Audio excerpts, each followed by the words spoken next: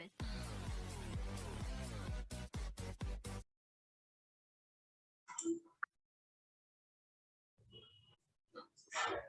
Welcome to Mansi's Language Academy. My dear friends, great to have you again. मैं निखिल गुप्ता, आपका confidence and English coach. जैसे कि पिछले कुछ दिन से आप हमारे चैनल को देख रहे हो और आप हमारी कंटेंट डिलीवरी पे से ये समझ ही चुके होंगे कि हमारी मेथडोलॉजी ट्रेनिंग की कुछ और है। तो आज हमारी मेथड कैसी है, अलग कैसे है और वो रिजल्ट कैसे देती है, उसका मैं आपको एक डेमो दूंगा।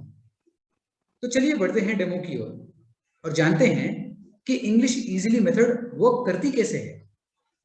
वैसे दोस्तों, इस मेथड में 147 अलग अलग टेक्निक्स है ट्रेन करने की, जो 3 महीने में अलग अलग तरीके से यूज की जाती है।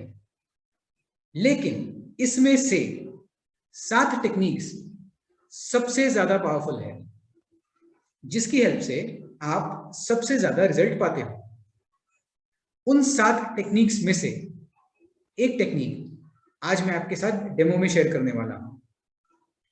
अब सॉरी, सभी के सभी तो शेयर नहीं कर सकते क्योंकि ये मुश्किल है, लेकिन एक तो हम कर ही सकते हैं। तो चलिए सभी अपनी बुक और पेन लेकर बैठ जाइए ताकि मैं आपके साथ ये इंटरेस्टिंग डेमो शेयर कर सकूं। पहले तो आप ये जान लीजिए कि इंग्लिश लैंग्वेज में ट्रेनिंग लेने के लिए एक ही कोर्स सबके लिए नहीं होता है। कई इंस्टीट्यूट्स में प्रॉब्लम यह है कि सभी को एक ही लेवल का कोर्स दिया जाता है, चाहे बेचारे स्टूडेंट का खुद का लेवल कुछ भी हो। अलग अलग लेवल के कोर्सेज होते हैं, अलग अलग प्रॉब्लम्स और जरूरतों के लिए। अब ये दो चीजों को ध्यान देके समझिए, क्योंकि अगर ये दो चीजें समझ में आ गई तो सिर्फ स्पोकन इंग्लिश नहीं, तो कोई भी एजुकेशन कैसा होना चाहिए ये आपको समझ में आ जाएगा। प्रॉब्लम्स और जरूरत। एजुकेशन ऐसा होना चाहिए जो या तो आपकी कोई प्रॉब्लम सॉल्व करे या नीड पूरी करे, जरूरत पूरी करे। कैसे? फॉर एग्जाम्पल, अगर एक स्टूडेंट की प्रॉब्लम है कि उसे छोटे या बड़े वर्ड्स रीड करते या स्पेलिंग्स बनाते नहीं आती या बेसिक या एडवांस लेवल की इंग्लिश अंडरस्टैंड नहीं होती, तो उसके लिए लेवल 1 बेसिक होता है, जिसमें ये प्रॉब्लम सॉल्व की जाती है। प्रॉब्लम्स सॉल्व की जाती है। Got it? आगे जानिए, ये लेवल के स्टूडेंट्स को और क्या प्रॉब्लम्स आती है। इन्हें इंग्लिश सब्जेक्ट की पढ़ाई या कोई भी सब्जेक्ट जो इंग्लिश लैंग्वेज में है उसकी पढ़ाई डिफिकल्ट जाती है, जिस वजह से इन्हें एग्जाम्स में मार्क्स कम मिलते हैं और कई बार फेल भी हो जाते हैं ये बेचारे। अब ये प्रॉब्लम्स वाले स्टूडेंट्स की संख्या कम नहीं है। फिर लेवल 2 इंटरमीडिएट के स्टूडेंट्स होते हैं, जिनकी अलग प्रॉब्लम्स होती हैं। क्या प्रॉब्लम्स होती है? आपने कई स्टूडेंट्स को कहते सुना होगा कि सर, मुझे इंग्लिश समझ में तो आती है पर बोलते नहीं आती, या फिर इंग्लिश आती है पर फ्लुएंटली या कॉन्फिडेंटली नहीं आती, या डर लगता है। वो होते हैं लेवल 2 इंटरमीडिएट वाले।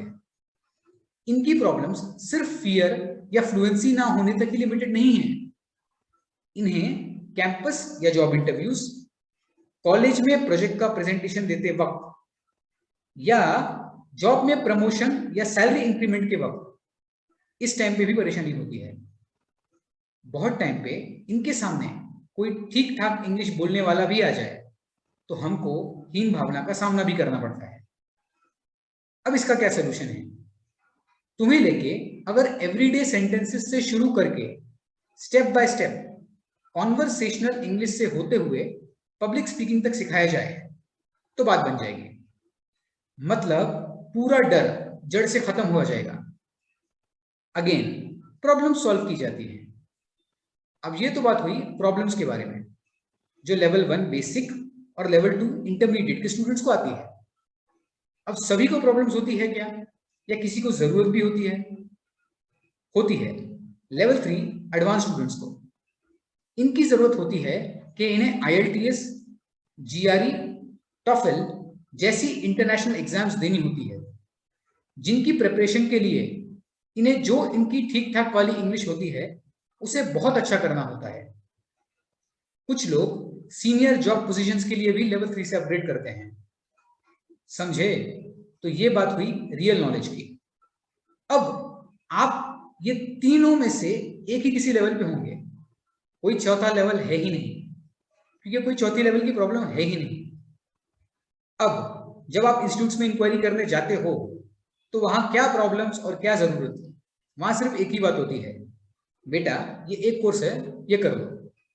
अब कहीं गलती से अगर 3 लेवल्स है भी तो उनका कहना ये होता है कि वो बेसिक, इंटरमीडिएट, एडवांस 3 महीने में एक ही कोर्स में सिखा देते हैं। पर क्या तुम्हें लगता है ये पॉसिबल है? क्योंकि वो सिर्फ 3 लेवल्स नहीं बल्कि 3 अलग अलग जरूरतों के लिए अलग अलग सोल्यूशन बेस्ड कोर्सेज हैं। 3 प्रॉब्लम्स जो ना जाने कितने सालों से हैं, वो एक साथ कैसे सॉल्व होंगी?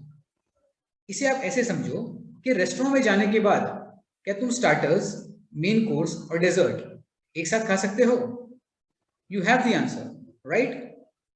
और क्योंकि ये तीनों लेवल्स 3 महीने में सॉल्व नहीं हो सकते, इसलिए वो तुम्हें बेसिक, इंटरमीडिएट, एडवांस के नाम पे ग्रामर के रूल सिखा देते हैं। और बेचारे तुम माँ बाप की मेहनत के पैसे बचाने के चक्कर में वो कोर्स ले लेते हो जिससे कि एंड में एक्चुअल में तुम्हारा पैसों का नुकसान ही होता है। अब ग्रामर के रूल सीखने से इंग्लिश बोलने वाला ग्रामर नहीं आता। इंग्लिश बोलने के लिए ग्रामर रूल्स के थ्रू नहीं, एक अलग इंटरेस्टिंग मेथड से सीखा जाता है।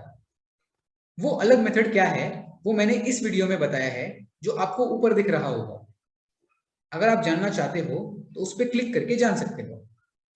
तुम्हें सिंपल ये बात समझनी है कि तुम्हें तीनों लेवल सीखने भी है नहीं, तुम्हें सिर्फ वो लेवल करना है जो तुम्हारी नीड पूरी या प्रॉब्लम सॉल्व करता है। फॉर एग्जाम्पल, अगर आपको पढ़ाई डिफिकल्ट जाती है और वही आपको इजी करनी है तो आपको सिर्फ बेसिक लेवल का कोर्स करना है। एडवांस और इंटरमीडिएट सीखने की जरूरत तभी पड़ती है जब या तो तुम्हें इमीडिएटली कोई जॉब इंटरव्यू के लिए जाना है या फिर तब जब तुम्हारा बेसिक लेवल क्लियर हो। इनफैक्ट अगर तुम्हें यूपीएससी, स्टेट लेवल की कोई competitive exams, CA, engineering, MBA ऐसी चैलेंजिंग एग्जाम्स की पढ़ाई भी करनी हो तो उसके लिए भी बेसिक लेवल क्लियर करना ही काफी है। अब एक बात आप जान लो कि इंडिया में जो भी टफ एग्जाम्स होती है वो इंडियन स्टूडेंट्स के लिए टफ होने के पीछे 90% केसेस में कहीं ना कहीं रीजन इंग्लिश लैंग्वेज ही होती है। मतलब वो एग्जाम की टफनेस बहुत हद तक कम हो जाएगी सिर्फ अगर तुम बेसिक इंग्लिश स्किल्स पे मास्टरी पा लो। अब आप लेवल 1, 2, 3 में से क्या हो समझ ही आ गया होगा। तुम्हारी प्रॉब्लम किस में है, लेवल 1 या 2? एक सरप्राइजिंग बात और बताऊं, वो ये कि 99% स्टूडेंट्स की प्रॉब्लम लेवल 1 या 2 में ही होती है। सिर्फ 1% स्टूडेंट्स को लेवल 3 की जरूरत होती है। तो चलिए अब आगे बढ़ते हैं। तो अभी स्क्रीन पे सेंटेंसेस आएंगे, आपको आपके लेवल के हिसाब से सेंटेंसेस लिखने हैं। लेवल 1 वालों ने लेवल 1 के, 2 वालों ने 2 के और 3 वालों ने 3 के। लेवल 1 के सेंटेंसेस फ्लैश हो रहे होंगे। क्योंकि हिंदी सबको समझ में आती है इसलिए नीचे हिंदी में लिखा हुआ है, लेकिन आप अपनी मदर टंग जो गुजराती, मराठी, बांग्ला जो कोई भी हो उसमें लिख सकते हो। वैसे भी हम सिखाते वक्त आपकी मदर टंग से ही सिखाते हैं। और हाँ, लिखते वक्त ध्यान रखना है कि आपको ऊपर इंग्लिश के लिए जगह छोड़नी है, फिर अपनी मदर टंग लिखनी है। अब ऊपर इंग्लिश में लिखवाने के पीछे एक लर्निंग का साइकोलॉजिकल प्रिंसिपल है। वो इस बात पे बेस्ड है कि आपको आपकी मदर टंग ऑलरेडी अच्छे से आती है, तो पहले इंग्लिश लिख के बाद में मदर टंग लिखी तो इंग्लिश लैंग्वेज आपके माइंड में आपकी मदर टंग के साथ जुड़ जाती है। इसे एसोसिएटिव लर्निंग भी कहते हैं। इससे इंग्लिश आपको आपकी मदर टंग की तरह ही नेचुरली आती है। Isn't that great? अब आप पॉज करके सेंटेंसेस लिख लीजिए। हो गया? ग्रेट। अब ये सेंटेंसेस लिखने के बाद तुम्हें इन सेंटेंसेस के ऊपर इनका इंग्लिश ट्रांसलेशन करना है। अब आप ट्रांसलेशन वीडियो को पॉज करके कर सकते हो। अब लेवल 2 वालों के लिए सेंटेंसेस। अब आप भी पॉज करके ट्रांसलेट करो। और लास्ट में लेवल 3 वाले सेम पॉज करके ट्रांसलेशन करो। अब लेवल 1 वाले सेंटेंसेस का ट्रांसलेशन स्क्रीन पे चेक करके अपनी बुक में करेक्शन कीजिए।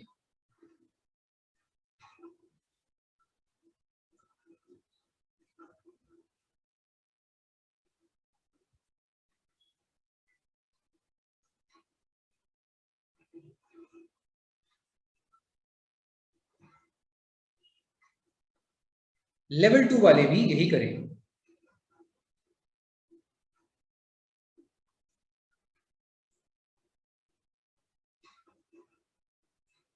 And now same for level 3.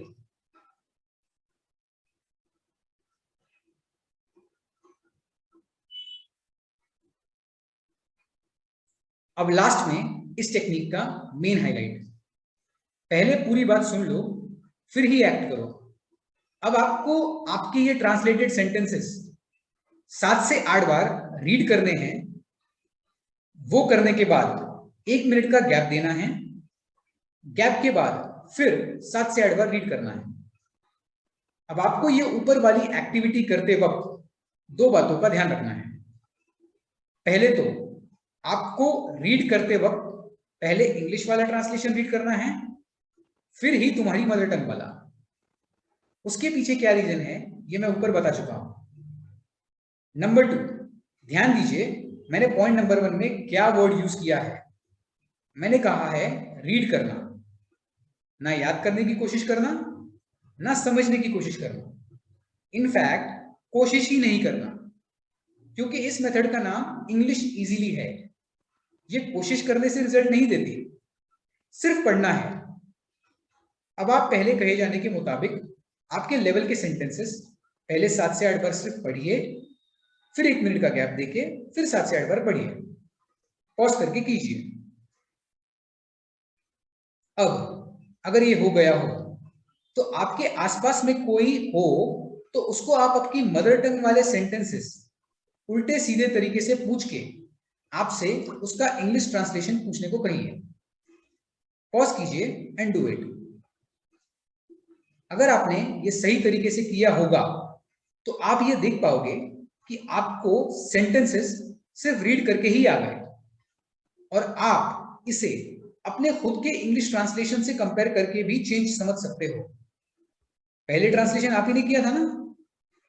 अगर जिसे ये सेंटेंसेस नहीं आए हैं तो चांस की बात है कि आपकी प्रॉब्लम लेवल 1 या 2 में है, लेकिन आप अपने लेवल को ओवर एस्टिमेट कर रहे हो।